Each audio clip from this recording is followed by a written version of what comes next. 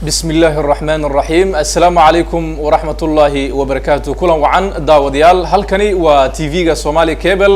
استوديو سمجالد مقدشو كسر وهذا برنامج كترتنا قناة كبيشة بركيسين رمضان أو حل جنو كلاء داوتان برنامج كنا ترتنا قناة أو أي كبر تمان دقموين كقبل كبنادر وحا كتر تمايا لبض الدقمو بوندر يشبيس أو كوت ترسن قبل كبنادر barnaamijkana waxaa taabigeliyay maamulka gobolka Banaadir waxaana gacan naga siiyay soo diyaarinta su'aalaha jaamacadda City oo ku cambaxday waxbarasho tayeysan barnaamijka tartan aqooneedka ee bisha barakeysan ee Ramadaan ee Somali Cable oo labada degmo ee Shibis iyo waliba Boondere ay ku tartamayaan guddiga barnaamijka noo hagi doona ayaa waxaa kamid ah Maxamed Ciise Cabdi Riyali Maxamed Amiin iyo waliba aniga waa Iftaax Macaan Nuura dhanka farsamadana waa Cabdiraxiin Ceelaawe dhanka kaameradana waa Faarax UK waliba Ismaaciil Allright barnaamijka inta aan ku gudagalin waxaan sameynaynaa isku aadka gaar ahaan cidda su'aalaha lagu bilaabi doono waa degmada koowaad ee su'aasha lagu bilaabi doono waxaan siinayaa Cabdi Riyali Cabdi soo dhow aad ma santahay Iftaax waxaan sameynaynaa si cadaalad ay u noqoto anagu kala xulamayno labada degmo laakiin waxaan codsan lahayn in qof iyo qof ay soo dirsadaan waxaa halkan yaal waqti oo nasiib aynu ugu talagalnay in degmooyinku ay nasiibkooda ku eegaan A iyo B ayaa warqad halkan ku jira laba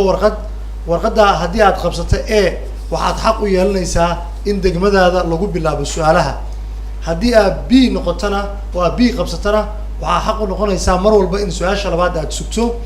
warqadaha su'aalaha ay noogu qoran yihiinna waa A iyo B waa su'aalo A ah iyo su'aalo B ah sidaa daraadeed degmooyinka Shibis iyo Boondere waxaynu leenahay soo dhawaada qof soo dirsada si ay u noqdaan labadii qofood ee idin qaban lahaa nasiibka halkan ku jira oo ah laba warqadood aynu ugu talagalnay in halka ay ka baxsadaan kadibna ay furaan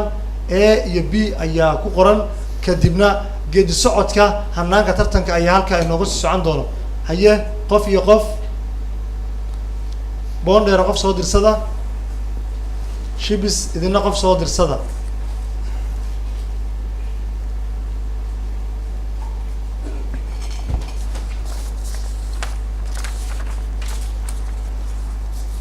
labadiina bal fura xagga u jeesta A iyo B ayaa la rabaa yaa A noqday degmadaada Boondere A iyo Shibisna B maasantiin waa fariisan kartiin sidaas ay su'aalaha noogu bilaabanayaan Iftaax ayaan ku celinayaa waayahay Cabdi aad baad u maasan tahay barnaamijkeena ayaan gudagaleynaa nasiib wacan ayaan u rajeynayaa labada degmo ee halkan ku baratamaysa waa degmada Boondere iyo waliba degmada Shibis Boondere ayaan ku bilaabaynaa su'aalaha Boondere warqadaha iyo waliba qalamaanta isdul saarta si aad su'aasha u fahantaan jawaabta waafigan aad u bixisaan su'aasha ugu horeysa waa su'aal diiniya Boondere waxayna u dhacaysaa sida tan sheeg magaca imaamu Muslim oo dhameystiran aan ku celiyo mar labaad Boondere si aad su'aasha u fahantaan waa su'aal diini ah sheeg magaca imaam Muslim oo dhameystiran mar saddexaad aan ku celiyo su'aasha sheeg magaca imaamu Muslim oo dhameystiran waxaan filayaa Boondere su'aashaas inaad garateen oo aad ka jawaabi doontaan insha Allah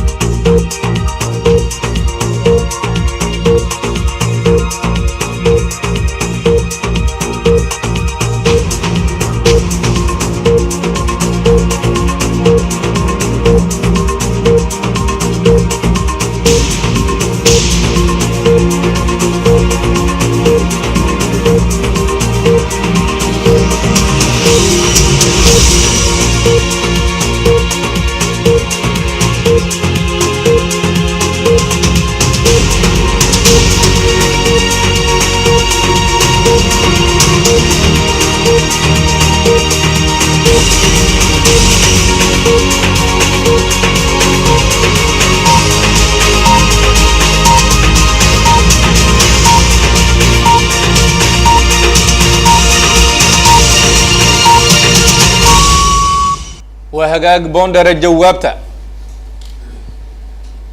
بسم الله جوابت أنك بحين أنه ترتمش دقمة بوندري ومسلم بن محمد بن مسلم كعلي مسلم بن محمد بن مسلم waayahay su-aashaasi ay boondheere diiniga ay ka jawaabeen haddii ay sax tahay ama ay khalad tahay guddiga barnaamijka su-aasha la weydiiyo degmada boondheere waxay ahayd sheeg magaca dhammaystiran ee imaamu muslim jawaabta su-aashaasi ay ka bixiyeenna waa mid sax ah waana sida ay kaga jawaabeen muslim bin maxamed bin muslim bin wardi haddii ay sii dhammaystiri lahaayeen waa sida laga rabay aad baan ugu mahad celinaynaa jawaabta ay garteen hambal iyo boondheere dabcan laba dhibcood ayaa sidaasi ku hesheen iminkana waa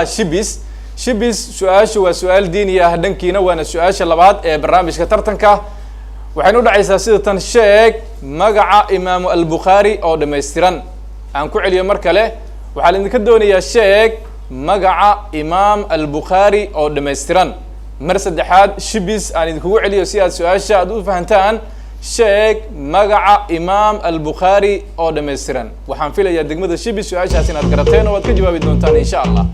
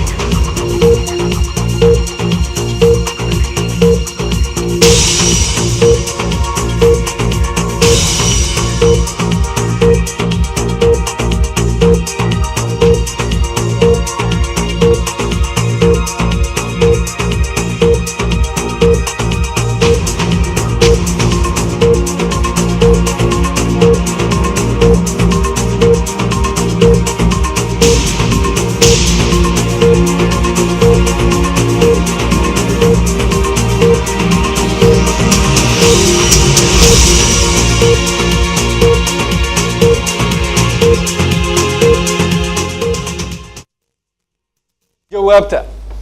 بسم الله مقع الإمام البخاري جوابت هذا اسكت ضيع وحين غنسا أبو عبد الله محمد بن إسماعيل أبو عبد الله محمد بن إسماعيل كعلي مركله أبو عبد الله محمد بن إسماعيل محمد بن إسماعيل أبو عبد الله أبو عبد الله محمد ابن إسماعيل البخاري waayahay jawaabtaasi ay degmada shibis ay bixiyeen haddii ay sax tahay ama ay khalad tahay guddiga barnaamijka waa hagaag su-aashaasi la weydiiyo degmada boondheere ee gobolka waa degmada shibis ee gobolka banaadir jawaabta ay ka bixiyeen waxay ahayd su-aasha la weydiiyey sheeg magaca imaam bukhaari oo dhammaystiran waxay ku jawaabeen cabdullaahi maxamed bin abu cabdullaahi maxamed bin ismaaciil guddigana waxay leeyihiin jawaabtaasi waa mid sax ah waayahay hambali ayaan leenahay degmada shibis ee gobolka banaadir sida ay su-aashaasi jawaabteeda ay u garteen daawadayaal waxaad la socotaan barnaamijka tartan aqooneedka bisha barakaysan ee ramadaan oo xilligan ay ku tartamayaan degmooyinka boondheere iyo shibis oo ka wada tirsan gobolka banaadir barnaamijkan mahadad gaartay waxaa taabagelinaya maamulka gobolka banaadir oo habsimo socodkiisa si wanaagsan u taabageliyey sidoo kale waxaan u mahad celinaynaa oo su-aalaha soo diyaariyey jaamacadda city oo ka mid ah jaamacadaha ku yaala dalkeena soomaaliya su-aasha saddexaad ayaan u gudbaynaa iyo weliba degmada boondheere su-aashu waa su-aal juqraafi ah dhegaha u fura waa su-aasha saddexaad ee barnaamijka waxayna u dhacaysaa sida tan sheeg waddanka ugu xeebta dheer africa waxaa laidinka doonayaa sheeg waddanka ugu xeebta dheer africa mar saddexaad aan idinkugu celiyo sheeg waddanka ugu xeebta dheer africa waxaan filayaa boondheere su-aashaas jawaabta inaad garateen oo aad ka jawaabi doontaan insha allah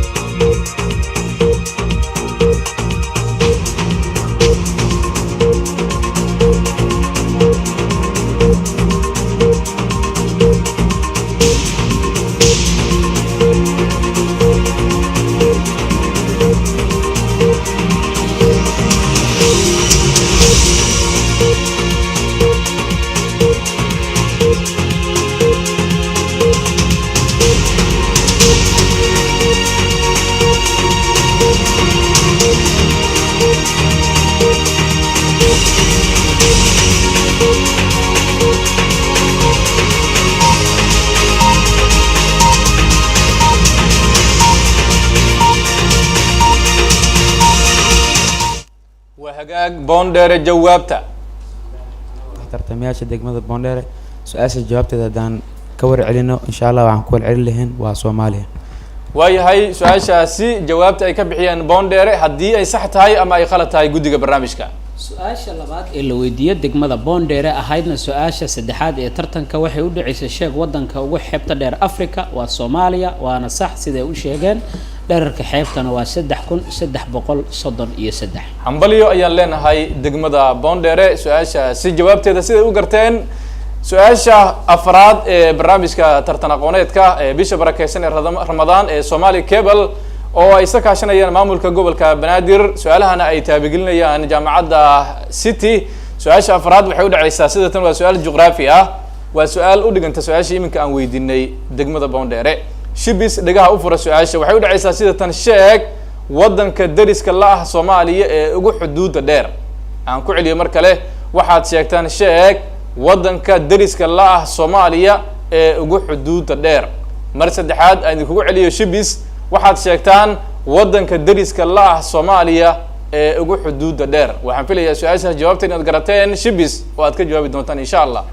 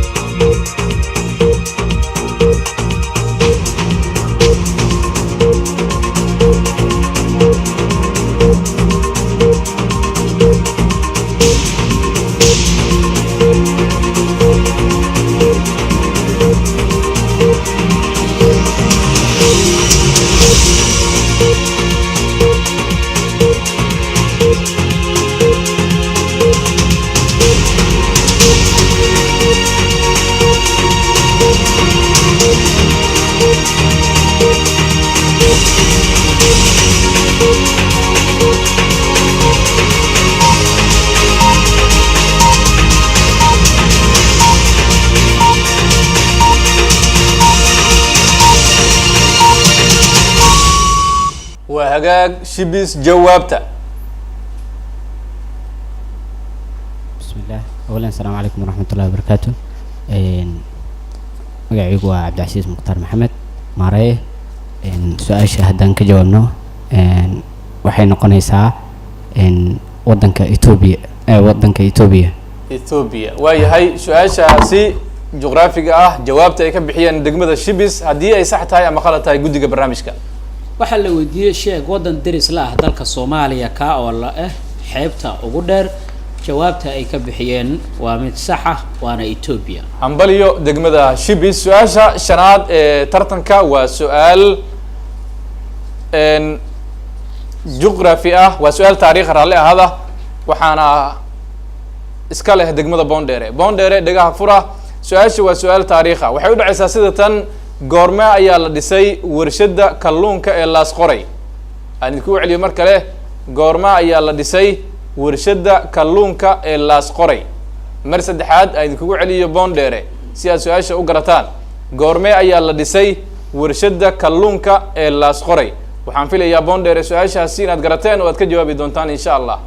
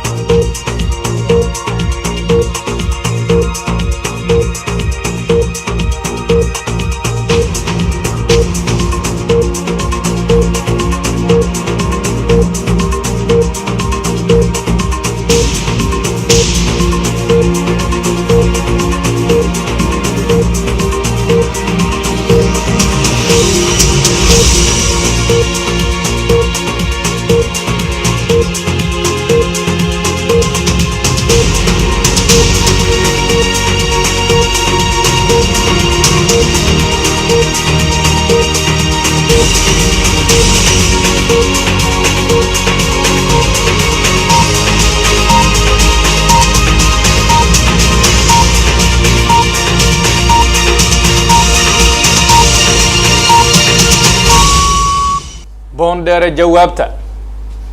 بسم الله هدي أجابت أسكت هنا وحين قنيسة كون سجال بقول لحدن جديدي كون سجال بقول لحدن جديدي waayahay boondheere su-aashaasi taariikhda ah jawaabta ay ka bixiyeen haddii ay tahay sax ama khalad guddiga barnaamijka. jawaabta ay bixiyeen degmada boondheere su-aasha la weydiiyey waa mid qalad ah haddii ay ka faa'iidaysanayaan degmada shibis. shibis ka faa'iidaysi waqtiga badan ma laha. shibis jawaabta.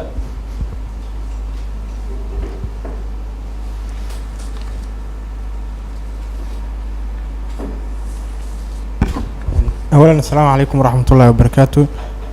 سؤال جوابتي هذا أسكت ده وأكون سجال بقول يتضواتنك. waayahay degmada shibis iyaduna jawaabta su-aashaasi ay ka bixeen haddii ay sax tahay ama ay khalad tahay guddiga barnaamijka. ka faa'iidaysiga degmada shibis kama aysan faa'iidaysan labada dhinac waxaad moodaa inay meesha saxda ahayd hareer mareen 68 iyo waxay kala qabsadeen 70 laakiin jawaabta saxda waa 1969 warshada kalluunka ee laas qoray waxaa la aasaasay 1969 waayahay waxaan filayaa in aad wada qorateen oo aad ka wada faa'iidaysateen dabcan labada degmaba boondheere iyo weliba shibis. su-aasha lixaad ee barnaamijkeena tartan aqooneedka bisha barakeysan ee ramadaan ee isa kaashanayaan maamulka gobolka banaadir iyo weliba telefishinka Somali Cable waa su-aal taariikh ah waxaana iskale degmada shibis. shibis dhegaha fura waxay u dhacaysaa su-aasha sida tan goorma ayaa la dhisay warshada caanaha ee xamar. aan ku celiyay mar kale goormee ayaa la dhisay warshada caanaha ee xamar. mar saddexaad aan kugu celiyo shibis aad u garataan su-aasha goormee ayaa la dhisay warshada caanaha ee xamar. waxaan filayaa shibis su-aashaas jawaabta inaad garateen oo aad ka jawaabi doontaan insha allah.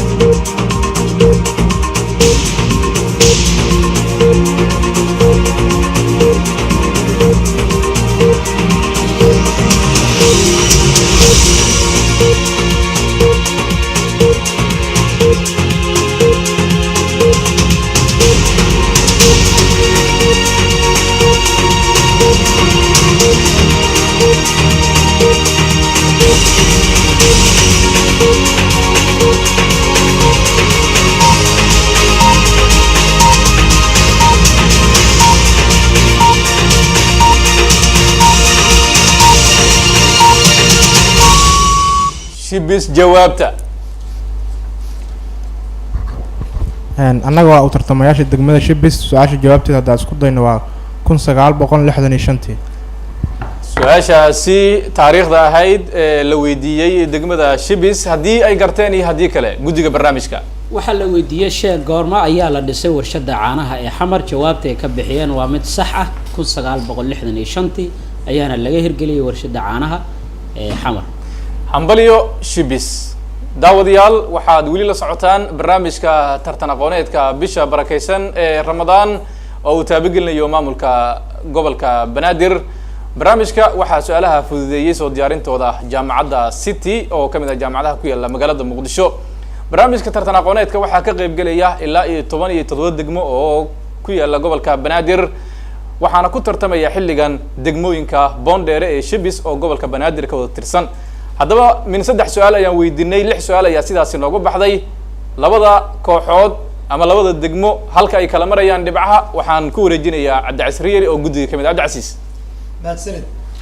tartanka oo qaybtii dhexe soo gaaray welina aan dhammaan oo aysan ujeedku ahayn inuu dhammaaday haddana waxaa lagu tartamayey su-aalo kala duwan. min 3 su-aalood oo wadarta guud ka dhigaysa 6 su-aal ayaa la weydiiyey degmooyinka boondheere iyo shibis. marka saas aan leeyahay nasiibka ayaa saaciday boondheere inay noqoto oo mar walba su-aasha lagu bilaabo kadib waqtiyo nasiib ama qoratuurkii aanu sameynay.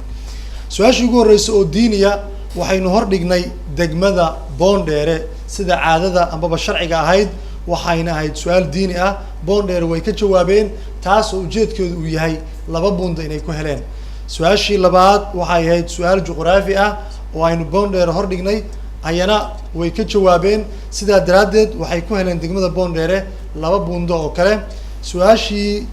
saddexaad oo aynu weydiinay degmada Boondheere waxay ahayd su-aal taariikh ah, way ka faa'iideysan waayeen oo su-aashaasi way hareer martay degmada Boondheere. waxaan ka faa'iideysi ugu dirnay degmada Shibis, ayana ma aysan haleelin. sidaa daraaddeed wadarta guud markaan isu geynay iyadoo aan haaf marayno, hadda degmada Boondheere waxay leeyihiin 4 buundo ama 4 dhibcood.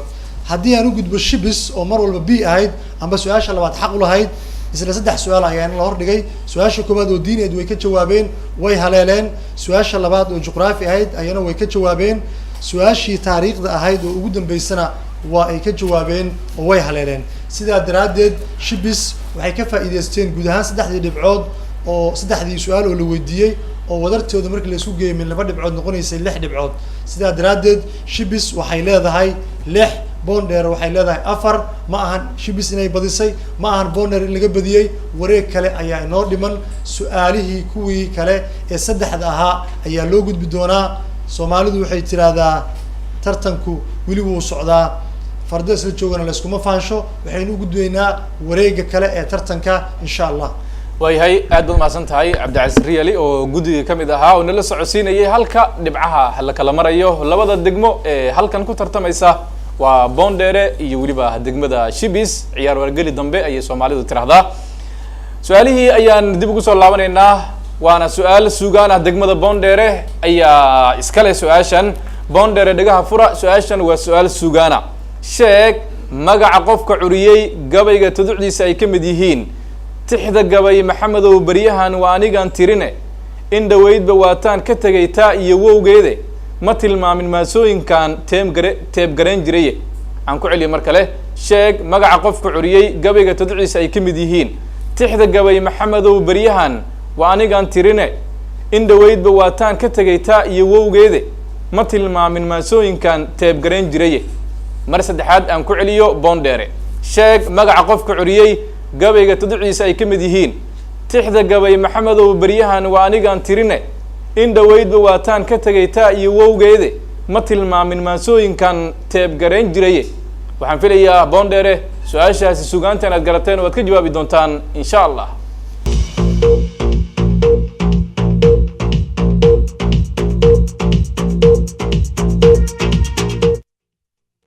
waayahay Boondheere jawaabta. bismillaah annagoo ah u tartamay degmada Boondheere, su-aashaas jawaabteeda waxay noqon doontaa insha Allah waa abwaan Maxamed Kaahin Feeroole. abwaan Maxamed Kaahin Feeroole. ku celi si tartiib. maxamed Kaahin Feeroole. waayahay su-aashaasi Boondheere ee sugaanta jawaabta ay ka bixiyeen haddii ay sax tahay ama ay khalad tahay guddiga barnaamijka. waxaa la weydiiyey degmada Boondheere sheeg magaca qofka curiyo tuducda ay gabaygan ka mid tahay tixda gabay maxamedow baryahan waa anigaan tirine in dhaweydba waataan ka tegay taa iyo wowgeede ma tilmaamin maansooyinkan teebgarayn jiray ee jawaabta ay ka bixiyeen waa mid saxa, waana Maxamed Kaahin Feeroole, laakiin reer koonfurka Feeroole unbay iska yiraahdaan. waayahay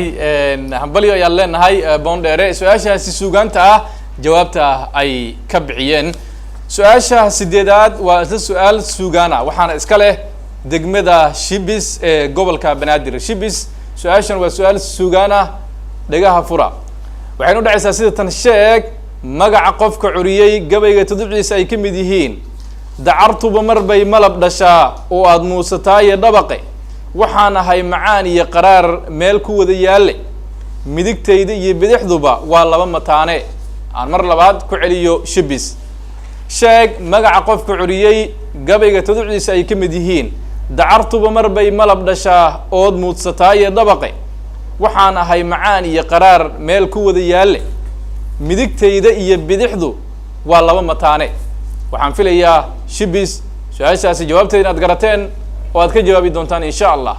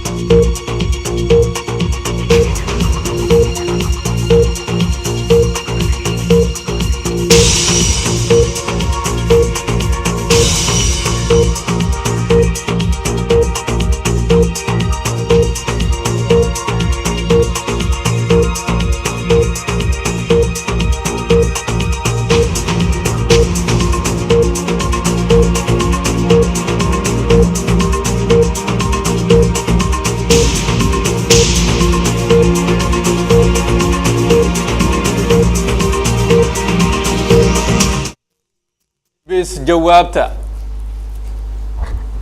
بسم الله أنا جوا ترتمياش تكمل الشبس وحن كجواب علن لهن أحمد إسماعيل ديري قاسم وهجاج سؤاشاasi suugaanta ah jawaabta ay ka bixiyeen degmada Boondere waa degmada Shibis raalli ahaada haddii ay sax tahay ama ay khalad tahay guddiga barnaamijka. shibis waxaa la weydiiyey sheekh qofka curiyay gabayga tuduucda soo socota ay ka mid tahay dacartuba marbay malab dhashaa oo aad muusataa dhawaqe waxaan ahay macaan iyo qadhaadh meel ku wada yaalle midigtayda iyo bidixduba waa laba mataanoode jawaabta ay ka bixiyeen waa mid sax ah Axmed Ismaaciil Diiriye ama Axmed Qaasim ayaana curiyay laba dhibcood ayay leeyihiin. Ambalyo Shibis su-aashan waa su-aashii sagaalaad ee barnaamijka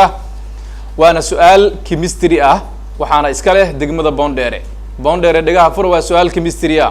sheeg isku dhiska lagu magacaabo bentane inta isku dhis naaneys ee uu leeyahay. aan ku celiyo mar kale sheeg isku dhiska lagu magacaabo bentane inta isku dhis naaneys ee uu leeyahay. mar saddexaad aan ku celiyo Boondere waa su-aal chemistry ah. sheeg isku dhiska lagu magacaabo bentane inta isku dhis naaneys ee uu leeyahay. waxaan filayaa Boondere su-aashaasi jawaabteeda inaad garateen insha Allah.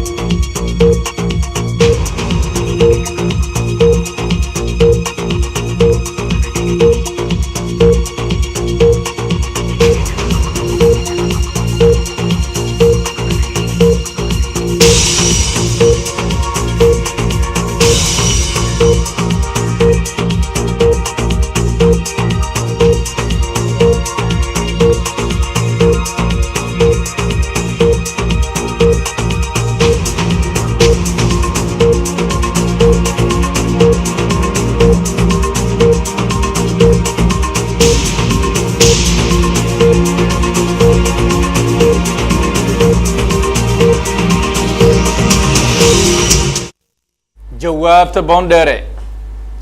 Boondere jawaabta. بسم الله أنا مجا إبراهيم جبريل عمر كان سعد دقمة بونديري سؤال جابت إذا سكوت وحنا قناة سدح ناس أم بسدح قابة يوليه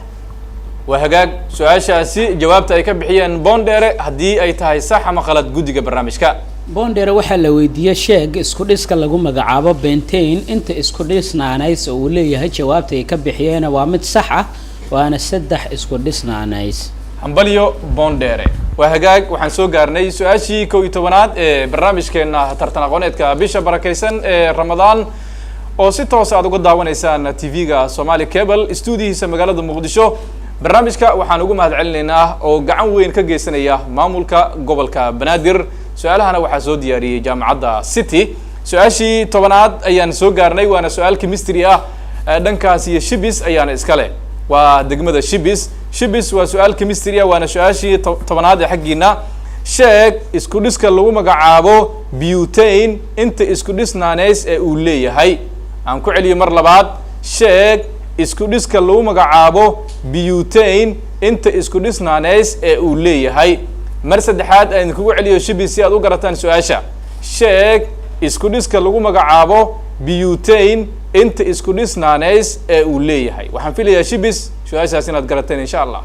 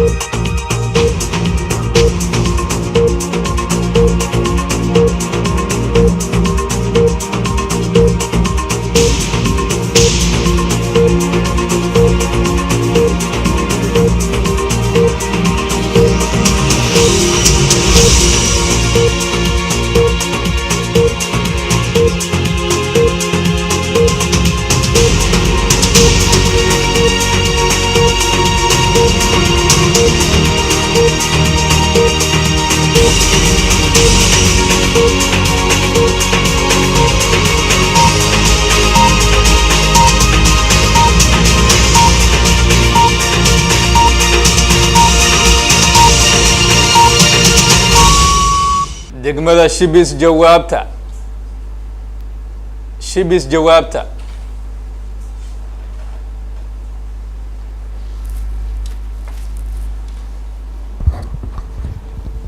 haddii aan nahay tartamayaasha shibis su-aashaas jawaabteedu waxay noqonaysaa afar ayay noqonaysaa afar ayuu leeyahay waa hagaag degmada shibis su-aashaasi chemistryga ee la weydiiyey jawaabta ay ka bixiyeen haddii ay tahay sax ama qalad guddiga barnaamijka jawaabta ay ka bixiyeen degmada shibis su-aasha la weydiiyey waa mid qalad ah haddii ay ka faa'iidaysanayaan boondheere boondheere ka faa'iidaysiga waqti badan ma laha jawaabta boondheere bismillaah aniga waa asad beri raagi una tartamay degmada boondheere su-aasha jawaabteeda aan isku dayn waxay noqonaysaa insha allah laba isku dhisnaaneys ama laba hab waa hagaag su-aashaasi jawaabta ay ka bixiyeen boondheere ee ka faa'iidaysiga ah haddii ay sax tahay ama qalad tahay guddiga boondheere waa ay ka faa'iidaysteen waxaana su-aashu ay ahayd sheeg isku dhiska lagu magacaabo butane inta isku dhisnaanays uu leeyahay waana laba isku dhisnaanays hambalyo ayaan leenahay boondheere oo su-aashaasi soo hareer martay shibis ka faa'iidaystay waa hagaag su-aasha 11aad ayaan soo gaarnay tartanka waxaana iska leh degmada boondheere boondheere waxaa laydinka doonayaa sheeg magaca maadada uu ka samaysan yahay derbi unugeeda la yidhaahdo fungi waa biology su-aasha waxaa laydinka doonayaa sheeg magaca maadada uu ka samaysan yahay derbi unugeedka la yidhaahdo fungi ama fungi saarta u dheh mar saddexaad a idinkugu celiyo degmada boondheere su-aashu waa su-aal biology ah sheeg magaca maadada uu ka samaysan yahay derbi unugeedka la yidhaahdo fungi waxaan filayaa boondheere su-aashaas inaad garateen o ad ka jawaabi doontaan insha allah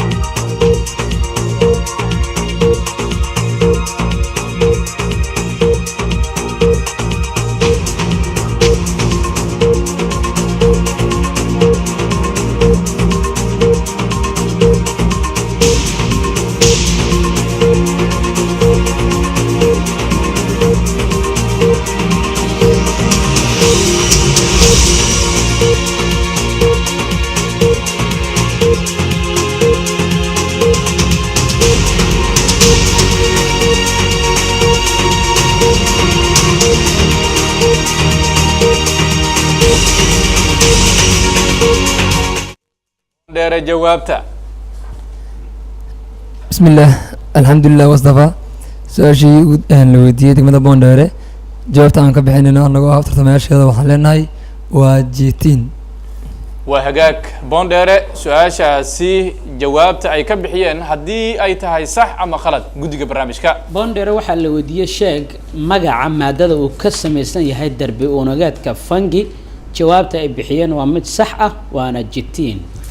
waa hagaag hambalyo ayaan leenahay boondheere su-aashii 12aad ee barnaamijkeena tartan aqooneedka ayaan soo gaarnay waana su-aashii ugu dambeysay waxaana iska leh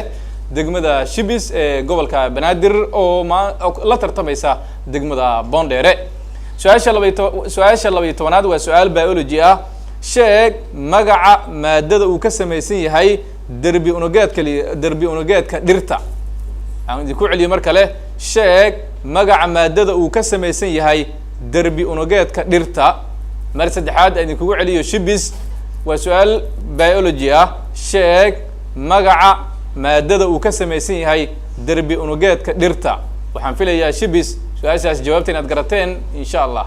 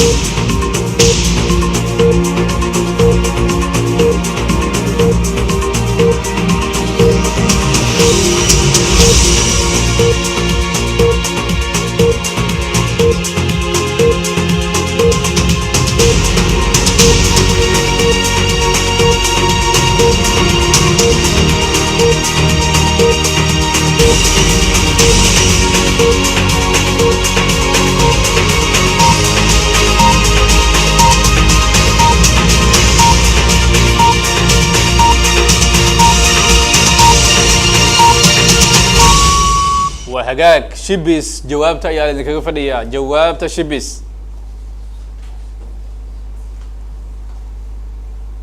shibis waqtiga ka faa'iidaysta jawaabta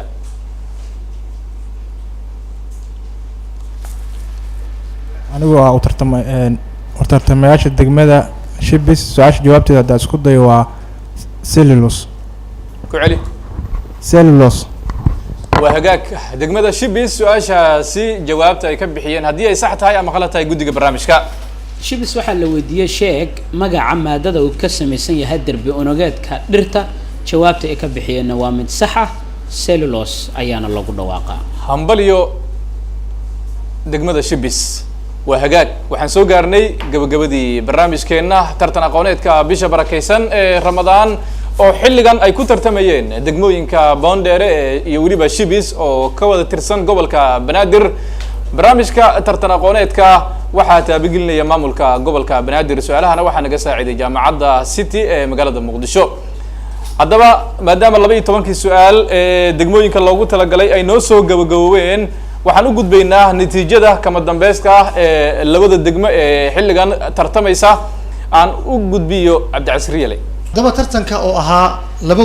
wareegii hore sida aan hore u shaacinaba waxa uu kusoo kala gabagaboobay 6 iyo 4 dhibcood oo ay boondheere 4 heshay shibisna ay 6 dhibcood heshay waa qaybtii hore ee wareega waana idin sharaxay su-aalaha iyo nooca ay kala ahaayeen wareegii ugu dambeeyey ee ah wareega kala baxa ama lagu kala tagayay ayaa wareegan ahaa isna kama duwaneen kii hore oo saddex su-aalood uunbaa xaq loo lahaa labada degmo ee degmada boondheere iyo degmada shibis haddii aan ku laabto degmada boondheere su-aashii afraad oo wareegga labaad waxay ahayd su-aal la hordhigay oo sugaan ah way ka jawaabeen si toosa ayay uga jawaabeen 2 dhibcood ayay ku heleen su-aashii shanaad oo ahayd su-aal chemistry ah ayana way ka jawaabeen oo waxay ku heleen 2 dhibcood inkastoo dhigooda su-aasha chemistryga shibis ay beerdareeyeen oo dhibic ka faa'iideysi ay ku darsadeen halka su-aashii ugu dambeysay ee biology-ga ahaydna ay ka jawaabeen degmada boondheere wadarta guud haddii aan isku darno waxay noqonaysaa 5 halkan ka timid iyo 4 hore ay u wateen oo haddii la isku daro ay noqonayso 10 iyo ka faa'iideysigii oo ku noqonaya 11 buundo sidaas waa boondheere buundooyinka ay heleen shibis haddii aan milicsado shibis qaybtii hore 6 ayaan ku ogeyn markii la isku soo laabtay su-aal sugaan ayaa la hordhigay way ka jawaabeen sidoo kale su-aashii chemistryga way beerdareeyeen halka su-aashii biology-ga ay heleen wadarta guudna waxay noqonaysaa shibis maadaama halkan ay ka heleen 4 horena 6 ay u lahaayeen isku geynta guud waxay noqonaysaa 10 haddaba taas oo micnaheedu uu yahay in labada dhinacba ha dadaalaane hardankoodii iyo tartankoodii maanta u ahaa mid xiiso badan xamaasad badan aqoon iyo karti ismaqal ku salaysan inagoo malaayiin jeer uga mahad celinayno sida tartanka ay kaga qayb galayna edabtii akhlaaqda leh waxaan leenahay tartanka 11 buundo waxaa heshay boondheere 10na waxaa heshay shibis sidaasoo micnaheedu uu yahay inay wareega ka soo baxday amba ay soo gudubtay degmada boondheere oo aan leenahay sii harso nasiibkaaga iyo halka uu ku geeyo shibisna waxaynu leenahay waa dadaashay waqtiga ayaase ku saacidi waayey waa inoo ramadaanka kale sidaa daraaddeed haddii aan dib usii milicsado maalinta beri ah si xushmad iyo qadarin ku dheehan tahay oo qurux badan waxaa halkan ugu hardami doona haddii ilaah laga helo oo ayana shuruudaha ay soo buuxiyaan yimaadaana hoolka labada degmo ee degmada hodan iyo degmada dharkeenley oo ayana halkan ku tartami doono waxaana tartanka maanta soo gabagaboobo uu yahay kii degmooyinka dariska ahaa ee shibis iyo boondheere waxaan leeyahay soo dhawaada degmooyinka hodan iyo dharkeenley sii dhawaada boondheere iyo degmada kale ee shibis oo maanta tartamay sidaas daraaddeed waxaan idinku celinayaa guddoomiyaha ama qaybta kale ee guddiga tartanka qays uu nagu sii wado aad baad umahadsan tahay cabdicasiis oo dabcan inoogu dhawaaqayay natiijada kama dambeyska ah ee labada degmo ee halkan ku tartantay waa degmada boondheere iyo weliba shibis natiijadii kasoo baxday hambali ayaan leenahay degmada boondheere waa hagaag hadduu eebahayd mar maalinta berita waxaa tartami doonaa siduu cabdicasiis ba idin sheegay degmooyinka Dharkeenley iyo Hodan oo ka wada tirsan gobolka Banaadir waxaan u mahadcelinayaa guddiga barnaamijka inoo daadihinayay Maxamed Ciise Cabdi Casriyali Maxamed Amiin iyo waliba anigo Cabditax Macalin Nuura dhanka farsamada Cabdiraxiin Ceebla ayuu ahaa sidoo kale dhanka kaamiramanada waxay ahaayeen Farax UK waliba Ismaaciil All Right guud ahaan barnaamijkii tartan aqooneedka halkaas ayaan ku soo gabagabeynaynaa waa inoo berrito insha Allah والسلام عليكم ورحمة الله وبركاته